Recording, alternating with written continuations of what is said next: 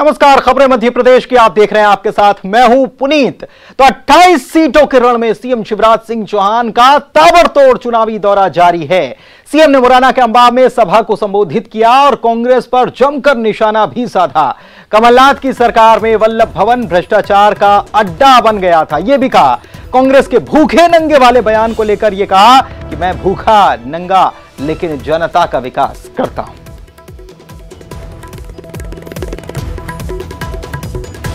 इतिहास है, जो भी मंत्री रहा है वो अपना अगला चुनाव नहीं जीता 48 साल से। क्या इस बार बीजेपी दौरा पर, क्योंकि दो कैंडिडेट हैं, इसको तोड़ेगी? बीजेपी तो इतिहास बदलने के लिए है।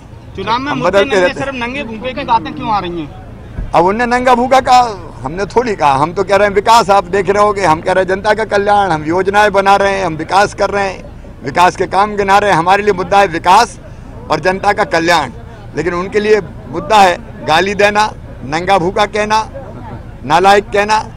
इसको मुद्दा वो बना रहे हैं। और इधर उपचुनाव के मद्देनजर प्रदेश में सभी पार्टियों ने पूरी ताकत लगा दी है और इस कड़ी में धार के बदनावर में प्रदेश बीजेपी के दिग्गजों का जमावड़ा लगा, जिसमें बीजेपी अध्यक्ष वीडी शर्मा और केंद्रीय मंत्री पुरुषोत्तम रूपाला भी शामिल थे। दोनों ने बीजेपी उम्मीदवार राजवर्धन सिंह के समर्थन में वोट मांगे और कमलनाथ पर जमकर प्रहार किया।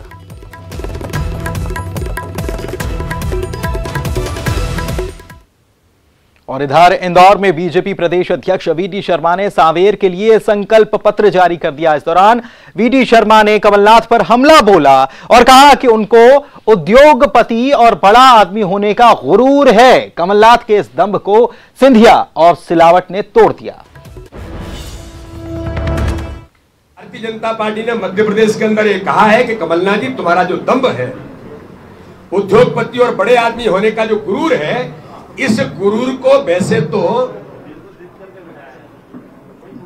ज्योतिरादित्य सिंधिया से लेकर के उन मित्रों ने, जिसमें तुलसीराम सिलावट ने अहम भूमिका निभाई, इन्होंने उस दंभ को तोड़ दिया था जो तुमको गलती से आपने मान लिया था कि मैं मध्य प्रदेश का नेता हूं।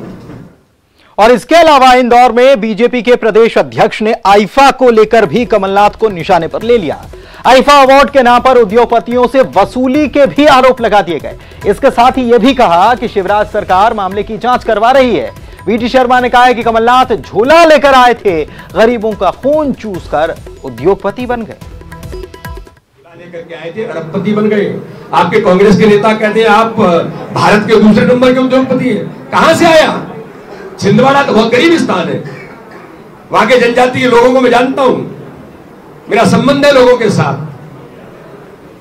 तो आप कहीं नहीं गए, बल्कि आईफा अवार्ड की बैठक भी आप भोपाल के अंदर आईजी, कलेक्टर, इन सब लोगों को बुला करके भोपाल में फरवरी में बैठक कर रहे थे। जनवरी में कोरोना की एडवाइजरी जारी हो गई थी, लेकिन कमलनाथ मुख्यमंत्री रहते हुए इंदौर के अधिकारियों की आईफा अवार्ड की तैयारी की बैठक भोपाल में कर रहे थे, लेकिन एक लाइन कोरोना के बारे में नहीं। और उपचुनाव की जंग में इन दिनों माफिया, जी हां, माफिया की एंट्री हो चुकी है। पूर्व सीएम कमलनाथ ने शिवराज सरकार पर जमकर हमला बोला। प्रदेश में शिवराज सरकार के आते ही शराब माफिया, अपहरण माफिया, अपराध माफिया, भू माफिया, ड्रग माफिया, सारे तरह के माफिया फिर से सक्रिय हो गई। ये कहा पूरी सरकार चुनाव अभियान और कैंपेन में लगी है। प्रदेश में सरकार नाम की चीज नहीं है, कानून व्यवस्था की स्थिति बद से बदतर हो रही, यह भी आरोप लगाया। इस पर सीएम शिवराज सिंह चौहान भी कहां रुकने वाले थे, पलटवार किया। कहा कमलनाथ जी बता दें कि कौन है असली माफिया। उन्होंने कहा कि उनकी जब सरकार थी तब उनके मंत्रियों ने ही बता दिया था कि कौन माफिया है, अब उनको जनता को जवाब देना ही होगा। मध्य प्रदेश में माफिया हावी हो रहा है। मैंने माफिया के खिलाफ मुहिम चलाया था। मैं, कोई मुझे दबा नहीं सकता था, कोई मुझे पटा नहीं सकता था। पर आज तो माफिया का राज है। माफिया, मिलावट, ये सब चीजें, और आम जनता गवाह है। कमलनाथ जी माफियाओं के चर्चे कर रहे हैं, लेकिन असली माफिया कौन है, ये जब उनकी सरकार थी तो उनके मंत्रिमंडल के सहयोगी उमंग सिंगार ने बताया, गोविंद सिंह जी ने बताया। अब कौन माफियाओं के साथ है ये उनके मंत्री बताते रहे। माफिया क्या क्या कर रहे हैं ये उनके मंत्री बताते रहे और उनके साथ वो काम करते रहे। पहले तो कमलनाथ जी को जनता को जवाब देना चाहिए। और मनोज हमारे सहयोगी हमारे साथ इस वक्त लाइव जुड़ चुके हैं भोपाल से, उनका रुख कर लेते हैं। मनोज, सवाल यही कि एक दूसरे को माफिया बताने की बात ही नहीं है, लेकिन जब उपचुनाव है और हमने देखा कि कांग्रेस का शासन भी है, बीजेपी का शासन भी अभी फिलहाल चल रहा है, लेकिन अगर इतने ही माफिया हैं प्रदेश में तो सरकारें कार्रवाई क्यों नहीं करती? जनता के दिमाग में तो यह सवाल आएगा। जी बिल्कुल, उज्जैन की घटना के बाद माफिया को लेके मध्य प्रदेश की राजनीति जो है वो कहीं ना कहीं तेज हो गई और यही कारण है कि माफिया को लेके अब कांग्रेस और बीजेपी इस उपचुनाव में एक दूसरे पर काफ़ी गंभीर आरोप भी लगा रही है। कमलनाथ ने माफिया राज की बात कही और साफ तौर से उन्होंने पहले भी इस बात को कहा है कि जब कमलनाथ के मुख्यमंत्री थे और जब कांग्रेस की सरकार थी उस दौरान माफियाओं के खिलाफ एक बड़ा अभियान छेड़ा गया था और माफियाओं को साफ करने की एक मुहिम चलाई गई थी। लेकिन अब क्योंकि बीजेपी पर जो आरोप कांग्रेस की तरफ से लगाए जा रहे हैं कि जो अभी तक जो सरकार ने काम किया उसमें माफियाओं को कहीं ना कहीं संरक्षण सरकार के द्वारा दिया गया। हालांकि इसका जवाब, कमलनाथ का जवाब जो है शिवराज सिंह चौहान ने दिया है और उन्होंने याद दिलाया है कि उस दौरान जो मंत्री रहे थे कमलनाथ सरकार में, उनके जो बयान थे उसको कोट करते हुए उन्होंने भी कांग्रेस पर हमला बोला है। तो कहीं ना कहीं अब उपचुनाव है और यही कारण है कि माफिया को लेके अब राजनीति तेज होने लगी और दोनों ही तरफ से लगातार आरोप और प्रत्यारोप लगाए जा रहे हैं। उनकी सरकारों को याद दिलाया जा रहा है कि उनकी सरकार में क्या हुआ था, इनकी सरकार में क्या हुआ था। लेकिन उज्जैन की घटना के बाद जिस तरीके से शराब माफियाओं को लेकर कांग्रेस हमलावर है, बीजेपी, यही कारण है कि कमलनाथ का बयान सामने आया और बीजेपी पर उन्होंने भी हमला बोला। बिल्कुल ये बात सही है कि माफिया चिल्लाने से कुछ नहीं होने वाला। माफिया है तो कार्रवाई की जानी चाहिए। माफिया है तो कार्रवाई क्यों नहीं कर रहे हैं? किसने रोका है? आपकी भी सरकार थी, आपकी भी सरकार थी। चुनाव में जाते हैं तो माफिया याद आ जाता है। एक दूसरे को कोसने के अलावा कार्रवाई आपने की क्या और किसने कार्रवाई की, यह सब जनता देख रही है। कांग्रेस की आज से लोकतंत्र बचाओ जन जागरण यात्रा की शुरुआत हो गई। भोपाल में कमलनाथ ने झंडी दिखाकर इसे रवाना किया। यह यात्रा 28 विधानसभा सीटों तक पहुंचेगी। उपचुनाव वाली सभी 28 सीटों पर कांग्रेस कार्यकर्ता चाय चौपाल पर चर्चा कार्यक्रम रखने वाले। इसके जरिए कांग्रेस राज के 15 महीनों की उपलब्धियों का बखान किया जाएगा।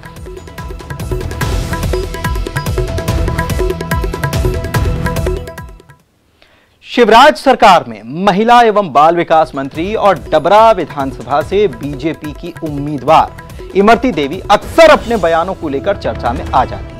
अब एक बार फिर से कमलनाथ से सवाल पूछकर वो चर्चा में आई।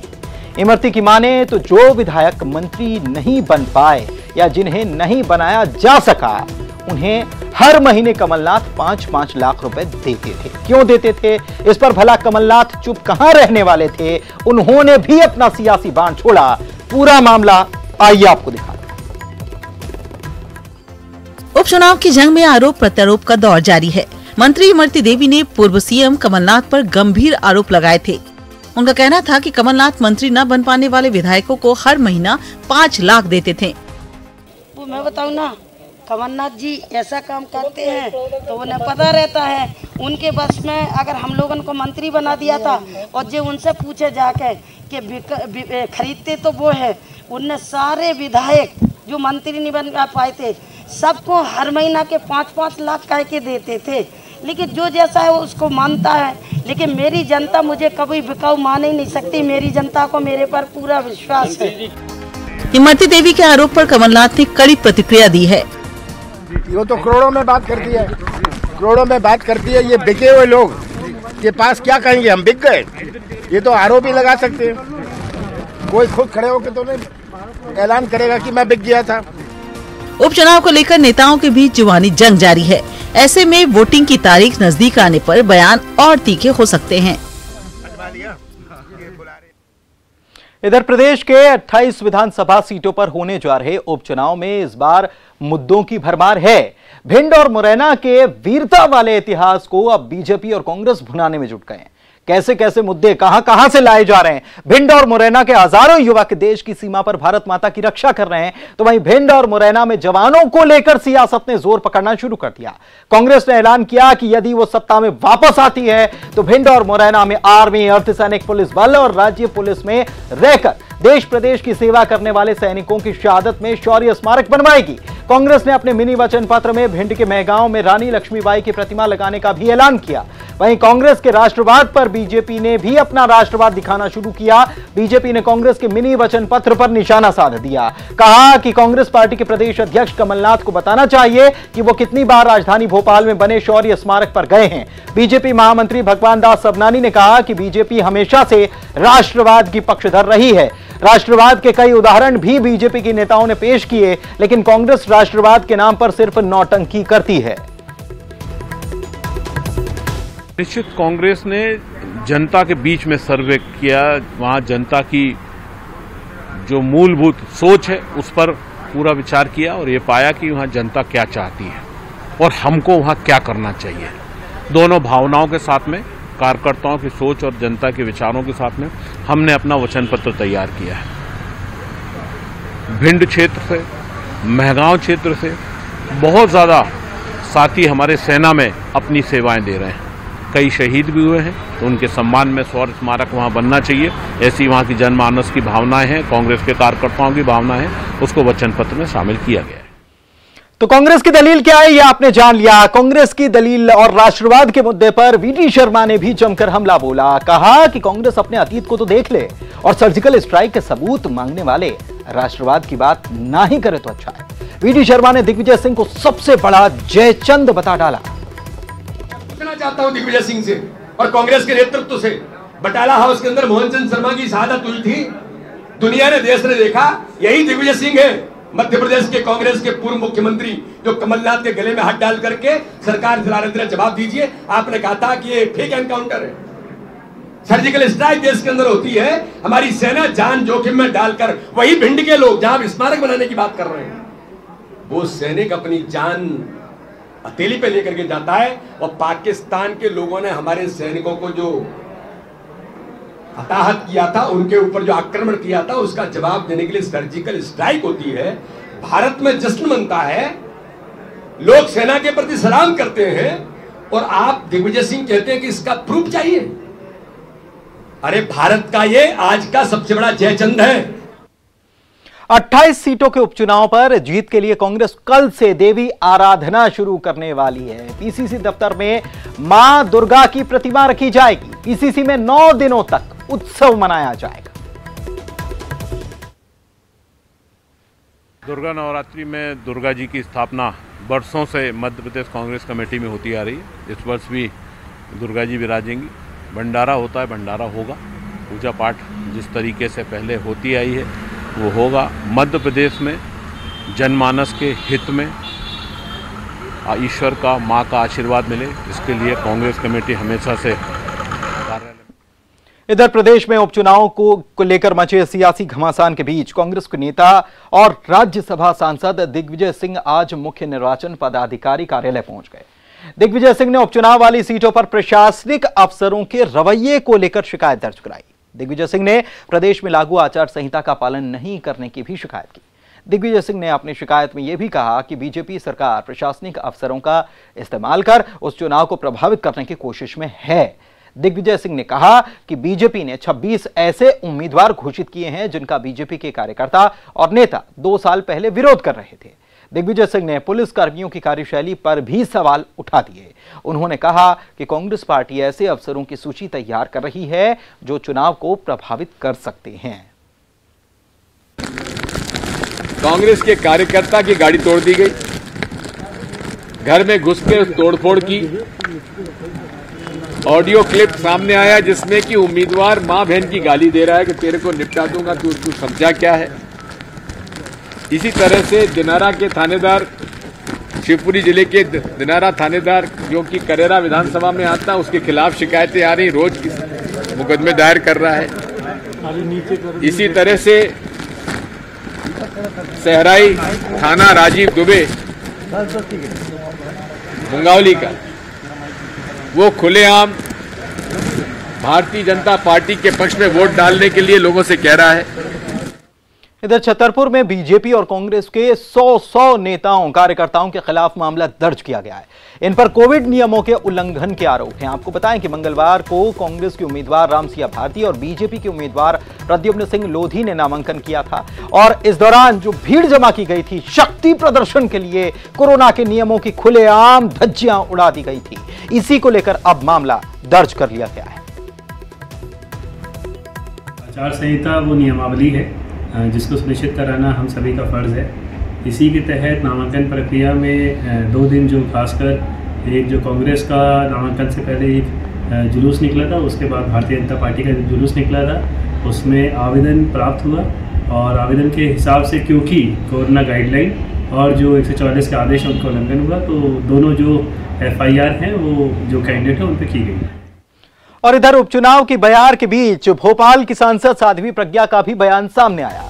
इसमें उन्होंने कांग्रेस और राहुल गांधी पर जमकर निशाना साधा।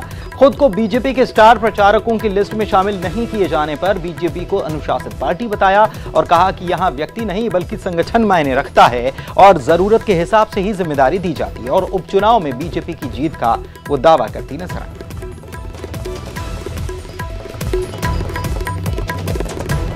किसानों के हित की बात हुई, उनके उत्थान के लिए, उनके कल्याण के लिए, उनके विकास के लिए, उनके उज्जवल भविष्य के लिए जो बिल आया संसद में उन्होंने विरोध करना शुरू किया, वॉकआउट किया और उसके बाद इतना बिल तो पास होना था क्योंकि जो किसानों के हित की बात करेगा वही देश पर राज करेगा। और इसलिए माननीय प्रधानमंत्री मोदी जी के नेतृत्व में माननीय कृषि मंत्री जी के द्वारा लाया गया बिल पूर्ण बहुमत से भी अधिक मतों से पास हुआ। और यहां रुक रहे एक छोटे से ब्रेक के लिए, जल्द लौटेंगे कुछ और खबरों को लेकर। ब्रेक के बाद आपका स्वागत है। और उज्जैन में जहरीली शराब से अब तक 16 लोग अपनी जान गंवा चुके हैं। SIT की टीम ने 2 दिनों के लिए उज्जैन में डेरा डाल रखा है। आज टीम ने आरोपियों के द्वारा शराब बनाए जाने वाली जगह का भी निरीक्षण किया है। खारा कुआं थाने और महाकाल थाने की पुलिस कर्मियों से बयान भी लिए गए हैं। टीम के द्वारा पीड़ितों के परिजनों से भी पूछताछ की गई। इस दौरान SIT चीफ ने कहा है कि घटना की फिर पुनरावृत्ति न हो, इसके लिए क्या कार्रवाई की गई उसकी जांच भी की जा रही है। इसके साथ ही प्रदेश भर के नेटवर्क को भी SIT खंगाल रही है। जबलपुर पहुंचे DGP विवेक जौहरी ने कहा है कि पुलिस ने आरोपियों की तस्दीक कर ली है और जल्द ही उनकी गिरफ्तारियां भी की जाएंगी। आज जो है वो SK झा साहब जो एडिशनल डायरेक्टर जनरल है वो और सुशांत सक्सेना जी जो DIG हैं, ये सदस्य हमारे साथ और हम लोग मिलके जो है इसके अंदर फैक्ट फाइंडिंग में है कि एक घटना कैसे घटित हुई, उस घटना के पीछे क्या कारण थे, कौन दोषी थे, जो कार्रवाइयाँ की जानी थी वो कार्रवाइयाँ समय पर हुई हैं अथवा नहीं, और इस प्रकार की घटना की पुनरावृत्ति न हो पाए इसकी रोकथाम के लिए क्या कदम उठा सकते हैं, इसके जिम्मे हम सिफारिश भी राज्य सरकार को देंगे। इसमें जो इन्वेस्टिगेशन अभी चल रहा है उसमें मैं डिटेल तो बता नहीं पाऊंगा जी, लेकिन इसमें काफ़ी क्लियरली समझ में आ गया है कौन लोग इन्वॉल्व हैं। उन्हीं की तलाश अभी चल रही है। जैसे ही वो सब राउंड अप होंगे। और इधर उज्जैन में जहरीली शराब से मौत के बाद आबकारी विभाग हरकत में आ गया। देवास में विभाग के कर्मचारियों ने जंगल में बन रही अवैध शराब के अड्डे पर दबिश दी और करीब 10 लाख रुपए की कीमत की कच्ची शराब बरामद की। आबकारी विभाग की टीम ने शराब बनाने का कच्चा सामान भी यहां से बरामद किया है। आबकारी विभाग की कार्रवाई से पहले ही आरोपी जंगल में भाग निकले थे, जिसको लेकर विभाग की योजना पर भी सवाल खड़े हो रहे हैं।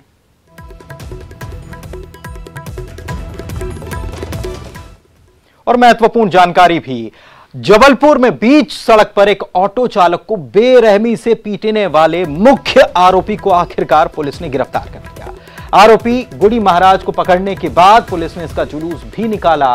पुलिस के मुताबिक वारदात को अंजाम देने के बाद गुड़ी महाराज दिल्ली से नेपाल भागने की फिराक में था, लेकिन दूसरे राज्यों की पुलिस से जबलपुर पुलिस ने संपर्क बनाए रखा और आखिरकार इसे पकड़ लिया गया। गुड़ी महाराज पर पहले से 14 मामले दर्ज हैं। इसके खिलाफ NSA की कार्रवाई भी अब की जा रही है।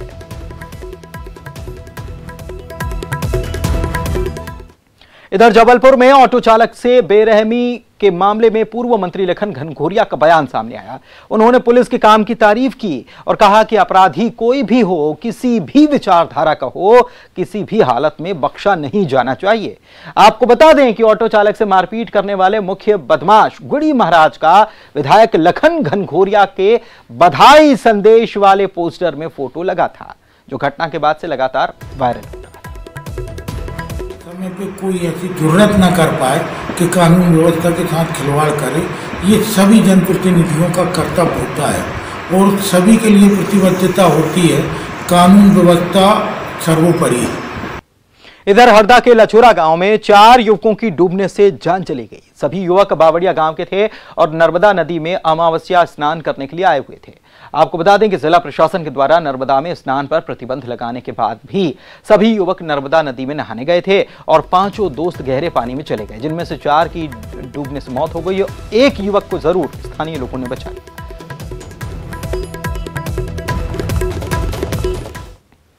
महात्मा गांधी रोजगार गारंटी जॉब कार्ड पर फिल्म अभिनेत्रियों की तस्वीर देखकर आप शायद चौंक जाएं। दीपिका पादुकोण समेत कई हीरोइंस की तस्वीरें लगाकर फर्जी जॉब कार्ड बनाए गए और जमकर फर्जीवाड़ा हो गया। यह पूरा मामला खरगोन जिले की झिरनिया की ग्राम पंचायत पीपलखेड़ा का।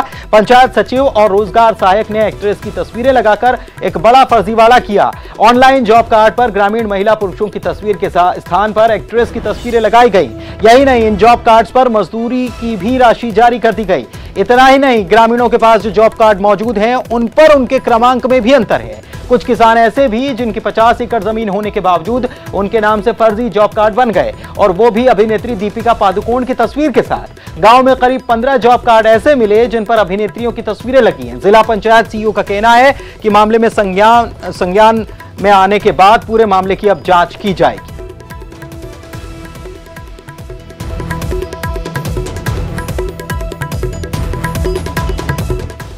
और इसी के साथ खबरें मध्य प्रदेश की के इस बुलेटिन में फिलहाल इतना ही। नमस्कार।